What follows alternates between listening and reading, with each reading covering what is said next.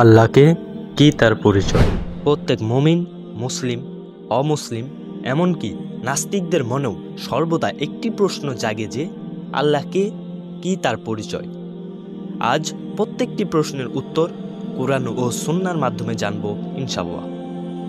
ইসলামের যাবতীয় শিক্ষা, আচার অনুষ্ঠান, নীতি নৈতিকতা মহান আল্লাহর অস্তিত্ব ও তার পরিচয় তথা তাওহীদের উপর প্রতিষ্ঠিত।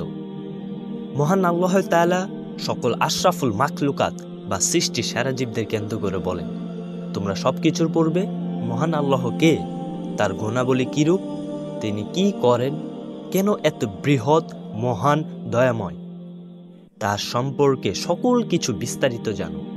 তাহলে তুমি বুঝতে পারবে যে এই ইহলোক বা দুনিয়ার একমাত্র স্রষ্টা মহান আল্লাহ। তিনি একমাত্র উপাস্যের যোগ্য। এই মহাবিশ্বের ক্ষমতা, নিয়ন্ত্রণ, ক্রম বিকাশ এমন এক মালিকের হাতে, যিনি অসীম, ক্ষমতাবান, জ্ঞানী, রহমতদাতা, রিজিকদাতা, মৃত্যুদাতা, পালনকর্তা, যার ইচ্ছা ছাড়া কিছুই হয় না, যিনি এক ও অদ্বিতীয়, যার কোনো উত্তরাধিকারী নেই, কোনো সত্তা নেই। তিনি হচ্ছেন মহান রব্বুল আলামিন বা আল্লাহ। উল্লেখ্য যে আমরা মুসলিমরা কোনো প্রকার দ্বিধাদ্বন্দ্ব ছাড়াই মহান আল্লাহকে এক ও অদ্বিতীয় হিসেবে মানি এবং হযরত মুহাম্মদ সাল্লাল্লাহু আলাইহি ওয়াসাল্লামকে আল্লাহর প্রেরিত শেষ পয়গাম্বার হিসেবে মেনে নিই। এমনকি আল কোরআনকে আল্লাহর কিতাব হিসেবেও মেনে নিই।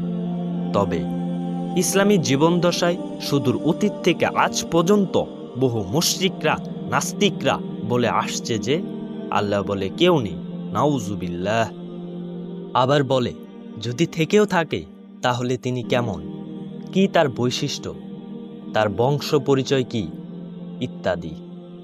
এসব প্রশ্নের উত্তর আল্লাহ তাআলা স্বয়ং নিজেই পবিত্র গ্রন্থ আল কোরআনে উল্লেখ করে বলেন,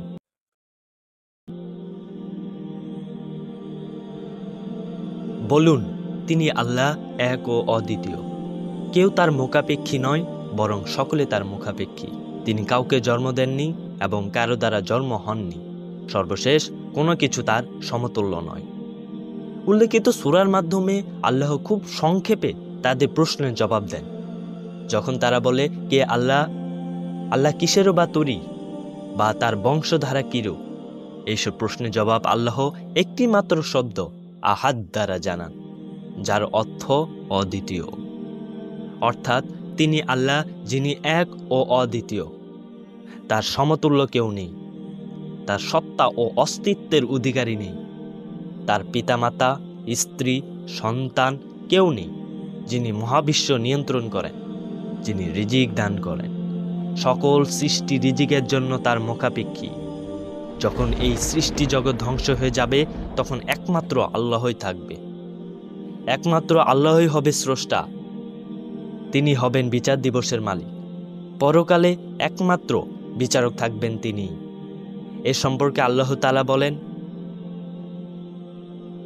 অর্থাৎ আল্লাহ বিচার দিবস বা পুনরুত্থান দিবসের মালিক। তাই সকল প্রশংসা তারই জন্য। ইবাদতের যোগ্য সত্তা একমাত্র তিনি। অন্যদিকে আল্লাহর গুণাবলী অসীম ও বিচিত্র।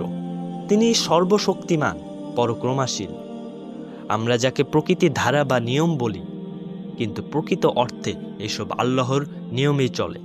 তিনি যেমন দিতে পারেন তেমনি নিতেও পারেন। সকল কিছু তার পরিচালনায় সুন্দর ও সুশৃঙ্খলভাবে পরিচালিত হচ্ছে। এক কথায় তিনি সব গুণে গুণান্বিত। তার গুণের কোনো সীমা নেই। সুন্দর ও পবিত্র নামগুলো একমাত্র তারই জন্য নির্ধারিত। তার কতিপয় গুণবাচক নাম হল রহিম, জব্বার, গফফার, বাসির, সামিউ, আলিউ, হাফিজ ইত্যাদি।